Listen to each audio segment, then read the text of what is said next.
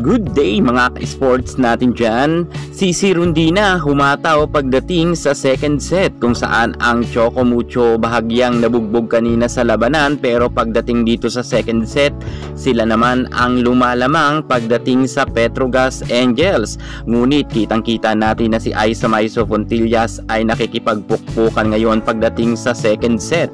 Ngunit ayaw rin magpatalo or magpatinag ng kupunan ng Titans at gusto nga nila na makabawi kontra nga sa Angels. Pagkatapos sa set 1 nga ay natalo sila at bahagya nga silang nalamangan ng Angels. Ngunit ngayon ay halos dikitan nga ang laban at ang Choco Mucho naman ay nakakalamang naman, kung kaya napa-time out nga ang coach ng Petrogas. At eto, ang kanilang diskarte ay napakaganda dahil ng pagbalik nga nila sa loob ng court ay dito na muling bumawi si Brock Van Sickle, Jonas Abete at si Aisa Maiso Fontillas. Anya nga sabi ni Remy Palma, isa-isa lang ang hampas, huwag masyado manggigil, at sabi pa ni Remy Palma, tapangan lang daw nila sa loob ng court. At eto na nga, nangyari na to mga ka-sports, kung kanina ay nakakalamang na ang Choco Mucho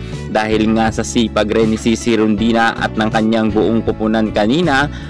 Tinapatan naman to ng tatlong superstar ng Petrogas Angels, at dahil dito ay halos dikit na naman muli ang laban. Halos palitan na lang nga sila ng score at ang Choco Mucho ay gustong gusto talaga manalo, ngunit pinipigilan nga ito ng kupunan ni Brock Van Sickle. Magandang labanan at mas umiinit pa, grabe, pagdating sa second set, at halos ang dalawang ito ay ayaw talagang mag-iwanan sa score. Palakasan na ng loob pagdating sa duluhan. Speaking sa palakasan ng loob mga ka-sports, kung saan una ngang nagkaroon ng set point ang Petrogas Angels, kung saan tuwang-tuwa na mga fans ng Angels. Akala siguro nila ay hindi makakabawi ang Choco Mucho, ngunit tinapos ng Choco Mucho ang kanilang laban pagdating nga sa duluhan na laban.